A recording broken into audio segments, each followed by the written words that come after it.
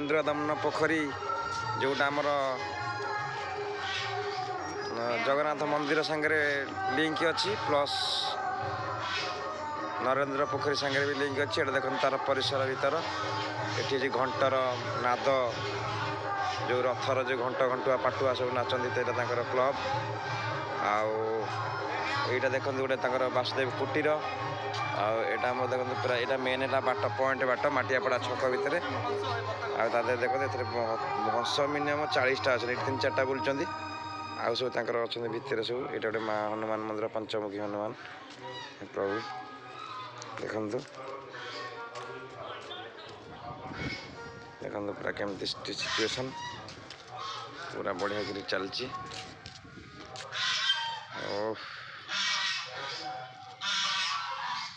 ମସ୍ତ ଦେଖନ୍ତୁ।